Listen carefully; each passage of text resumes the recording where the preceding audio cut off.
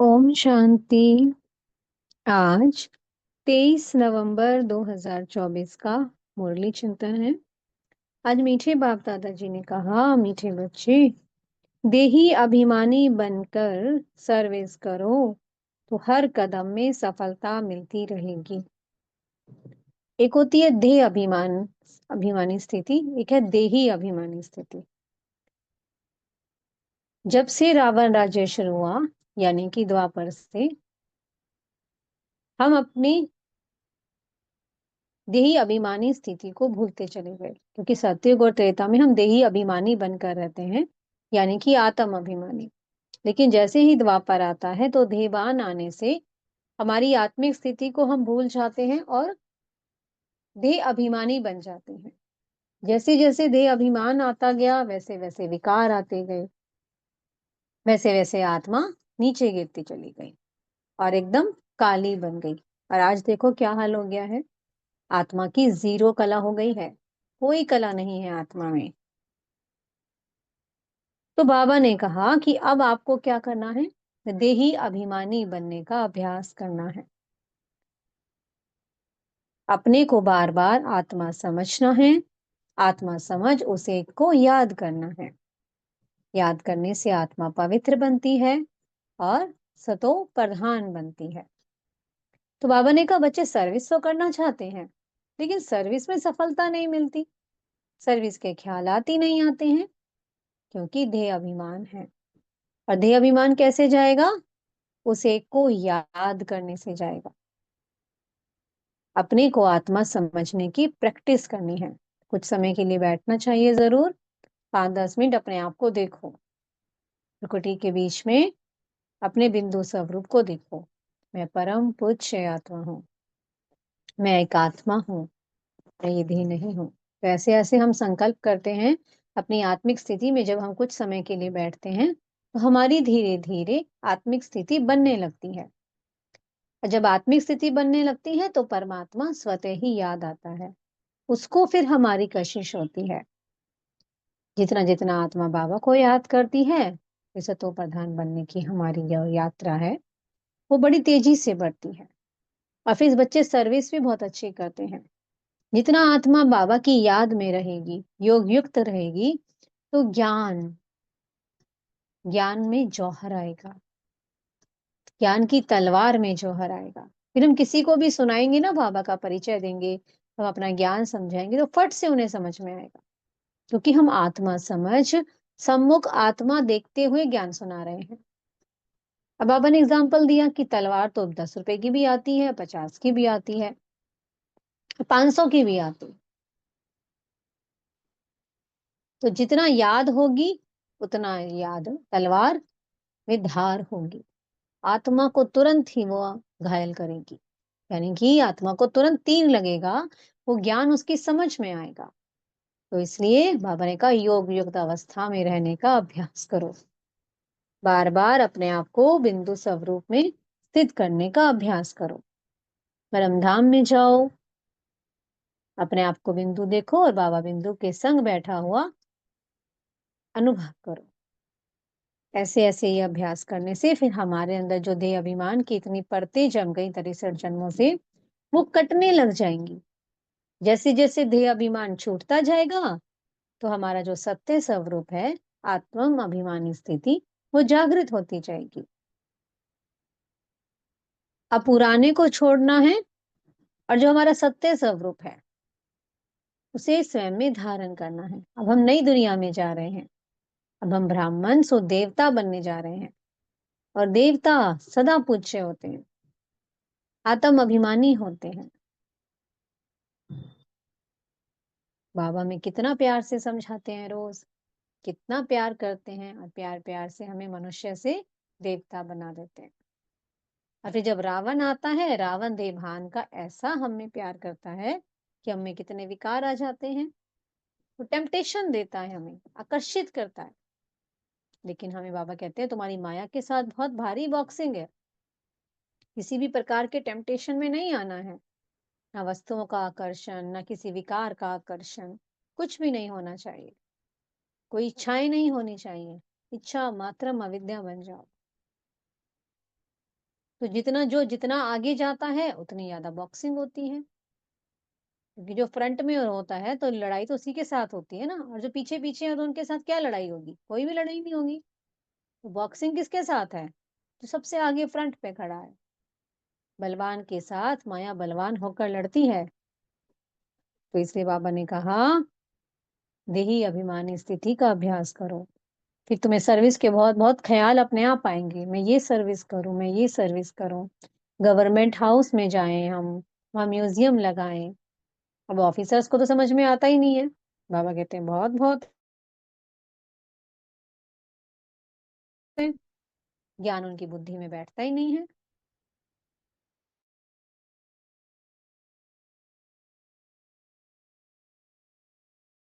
झट से ज्ञान उठाएँगे। जो गरीब है वो साहूकार बनेगा, और जो आज का साहूकार है वो गरीब बनेगा। बाबा ने कह दिया, के पास इतना धन का नशा है, इतना देह अभिमान है कि ज्ञान वो सुनते ही नहीं, फुर्सत ही नहीं है उनके पास।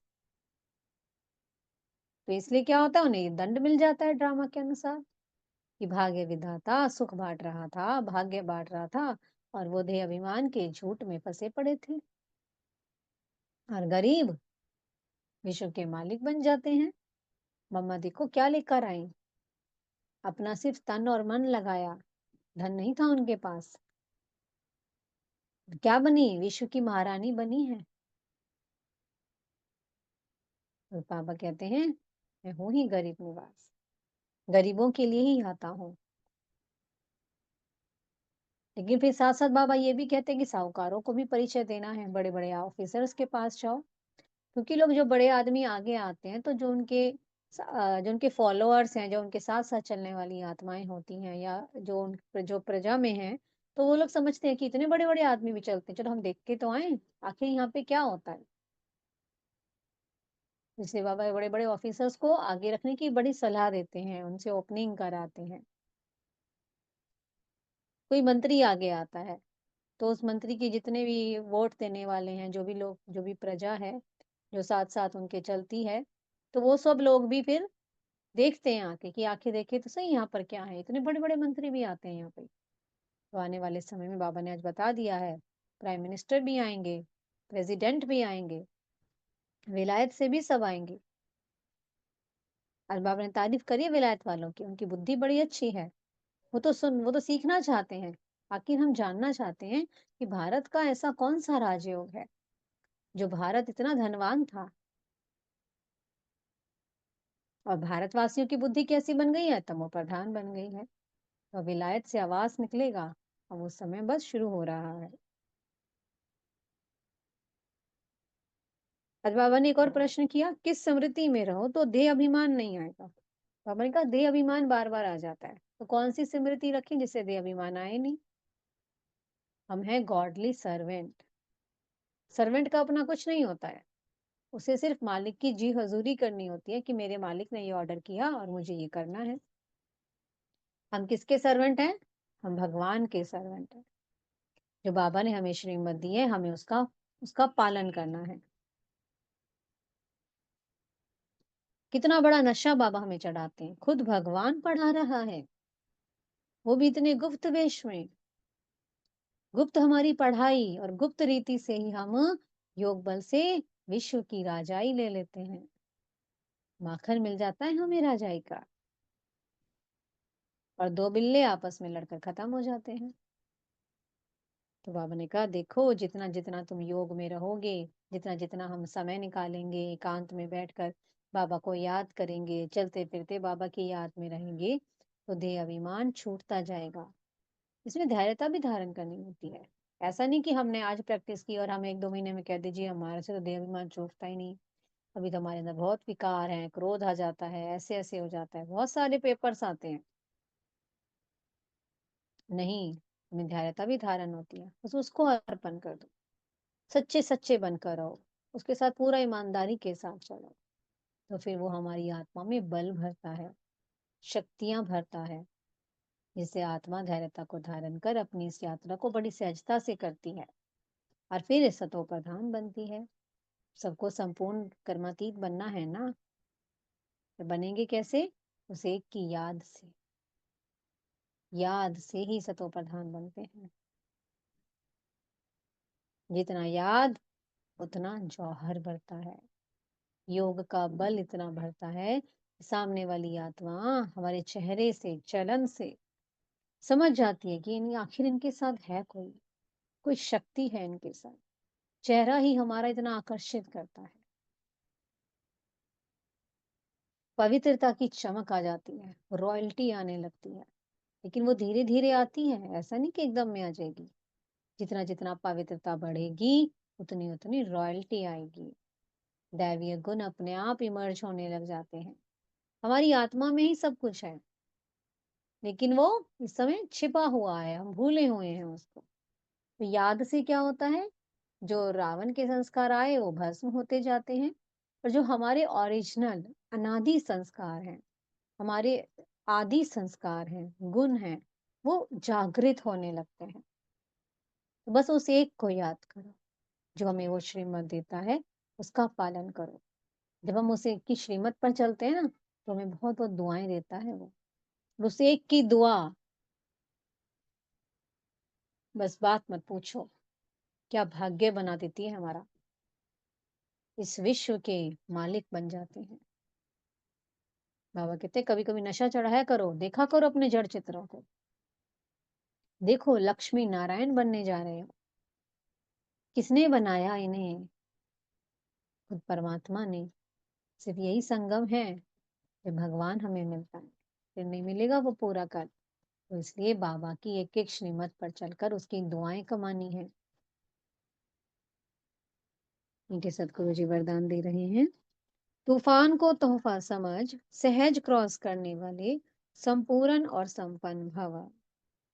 बाबा कहते हैं आप सबका लक्ष्य क्या है? बाबा आप समान संपूर्ण बनना है। यही कहते हैं ना हम बाबा से। बाबा आप समान बनना है। बाबा कहते हैं छोटी-छोटी बातों में घबराना नहीं चाहिए। परिस्थितियाँ तो आएँगी। परिस्थितियाँ हमें और भी मजबूत बनाती हैं। जब भी कोई परिस्थिति आए, जब भी कोई पेपर आए, तो बस बाबा की याद का मुरहरा डाल लो मुँह में। बड़ा-बड़ा कोई बहुत बड़ा पहाड़ भी आएगा ना, तो हमें वो अनुभव का तोहफ़ा देकर जाएगा। ऐसे हम अनुभवी बनते जाएँगे, अनुभवी बनते-बनते एक दिन संपूर्ण बन जाएँगे।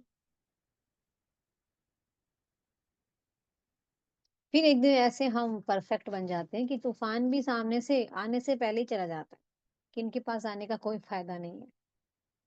इनके पास तो उल्टा उनका और भी मुनाफ़ा हो जाता है। वो तूफ़ान आने भी बंद हो जाते हैं। तूफ़ान जब तक आते हैं, जब तक हम उनसे घबरा रहे हैं।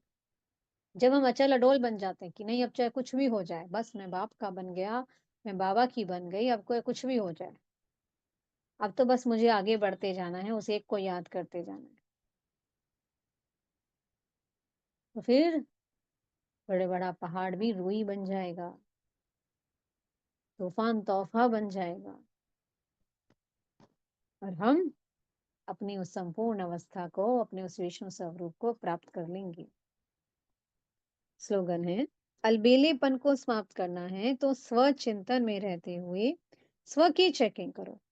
अलबेलापन कब आता है? जब हम खुद की चेकिंग नहीं करते हैं। हाँ, जो चल रहा है, जैसे चल रहा है, बस चलते जाओ। बाबा को याद करते हैं ना हम, लेकिन क्या हम उसकी हर एक श्रीमत पर चल रहे हैं? वो हमसे क्या कहता है? हम उसकी कितनी बात को फ़ॉलो कर रहे हैं?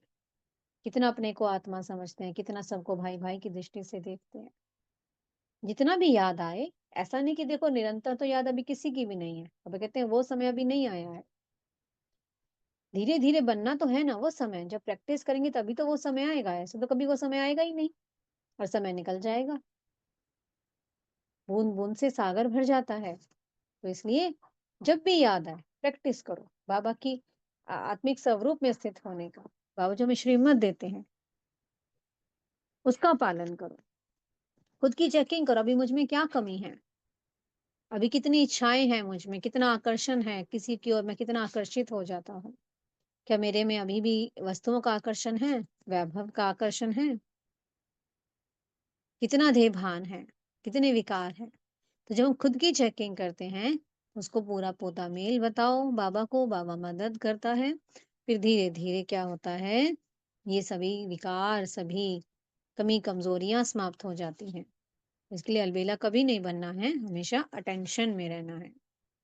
अटेंशन ही हमें विजय की ओर लेकर जाता है। इसलिए चेकिंग खुद की ज़रूर करनी है और चेकिंग कर बाबा को बताना ज़रूर है। ओम शांति। बहुत-बहुत शुक्रिया प्यारे-प्यारे हमारे मीठे-मीठे बाप दादा जी का। ओम शांति।